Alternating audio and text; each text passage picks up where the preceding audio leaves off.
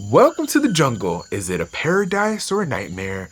A place that'll take care of you or destroy you? For centuries, we Latin Americans have recognized Mama Nature's main character energy. She can be kind and generous, or dangerous and chaotic. Sounds like a Pisces, am I right? Anyways, in literature, Mama Nature doesn't just spill the tea about plants and animals, water and rocks. She represents the wildness of people too. So what can literature about nature tell us about us? Hi, I'm Krystle Velasquez, and this is Crash Course Latin American Literature.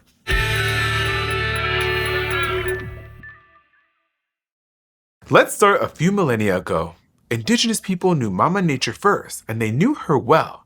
The people of the Andes called her Pachamama. And the Popol Vuh, the collection of sacred narratives of the Quiche people, name drops their whole natural neighborhood: macaws, cacao, coyotes, calabash trees, bromeliads, and huagarundis.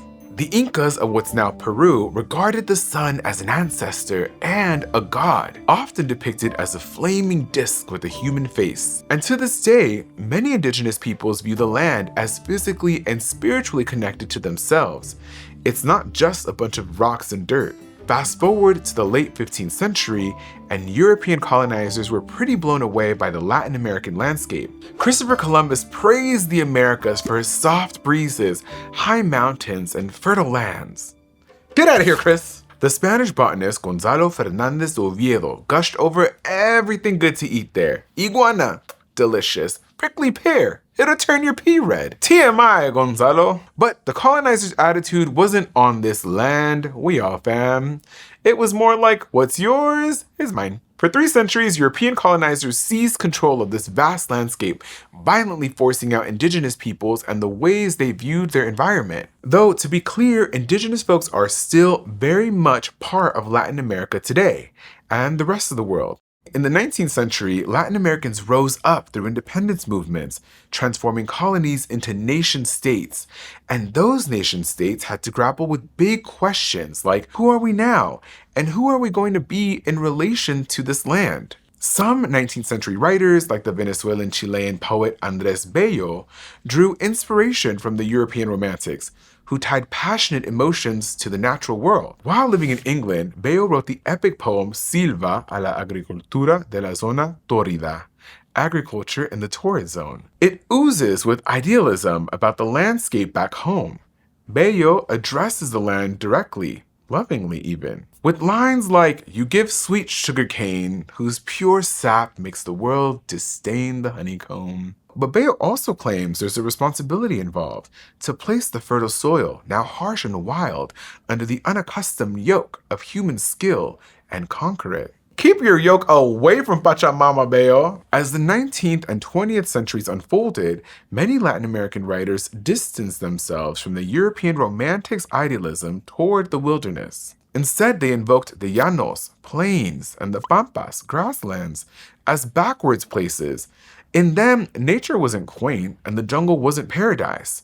It was dangerous, menacing, and it held dark secrets about who people really were. And let's get the curly notes on La Vorágine, The Vortex, a 1924 novel by Colombian author José Eustacio Rivera. It's a prime example of regionalism, a style of literature where the place the story occurs is as richly detailed as the characters themselves. Pachamama isn't just the backdrop for human drama, she is the drama. La Vorágine is presented as the diary of a fictional poet named Arturo Cova, who fled the city for the llanos, then the jungle, and then disappeared without a trace. I mean, except this detailed account of everything that went down. And boy, did this guy have feelings about the jungle. Oh, jungle, wedded to silence, mother of solitude and mist, what malignant spirit left me to languish in your emerald prison?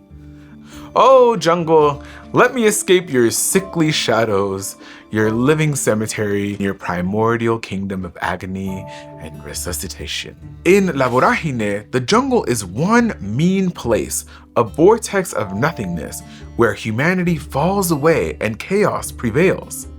In the jungle, Cova meets enemies of all kinds, parasites, leeches, and people enslaving other people through the rubber industry. He finds no kindness, only evil. even in himself. As literary critic Jean Franco puts it, if La Vorágine has a message, it is that nature is more powerful than civilization in Latin America, meaning not just nature in the literal sense, but also the chaos, wildness, and lawlessness of human nature. Let's move forward in time to the 21st century, where we start to see the focus shift to environmental harm. Eco-horror is a new genre that explores fractured relationships between humans and the environment through terrifying representations of the natural world. You know, natural disasters. Toxic water, aggressive killer hippos, which, sidebar, people really aren't as scared of hippos as they should be. They are murderous. Take Argentine author Samantha Schweblin's 2014 book Distancia de Rescate, called Fever Dream in its English translation. In the novel, a mysterious poison in the water kills a horse and then nearly kills a 5-year-old boy named David. David survives, but he's changed. Half his spirit has been replaced by something that makes him talk like a grown-up and be just creepy beyond belief.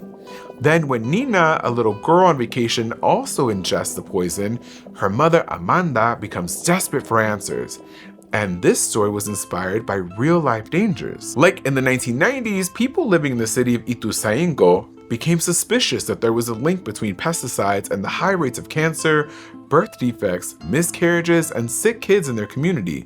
So, a group of mothers led a door-to-door study, ultimately proving this link. But while some pesticides have been banned in Latin America for their links to health issues, others remain widely used, despite scientists debating their safety. Now, compare that real-world context to the title of the book. In Spanish, Distancia de Rescate translates to rescue distance. That's what Amanda calls the variable distance separating me from my daughter. The implied question is this: if Amanda needs to rescue her daughter right now, can she? How can she protect her child from threats she can't even see? In an interview, Schweblin described the power of eco-horror. Fear is what makes you drop a book and run to your computer to Google what is happening and think, can this happen to me? Is this really happening? Of course, eco-horror isn't the only way contemporary Latin American writers are engaging with environmental damage and exploitation. A new crop of eco-poets are highlighting the modern threats of resource extraction, environmental violence, and climate crises, and they're doing it all in verse. Take the Mapuche poet Ilicura Chihuelaf, the first indigenous recipient of Chile's National Prize for Literature. He describes how, in the Mapuche view, everything in nature has a spirit and is part of a greater infinite, and he often explores this aliveness and interconnectedness in his work. For example, his poem Itrofil Mogen takes on a cyclical structure where each element of the natural world, water, air, earth, fire, is dependent on another. They tell me water is life, but what does water do without the air? In question after question, it's clear. You really can't talk about the importance of water without talking about everything else. Because Pachamama, she's got her hands in everything.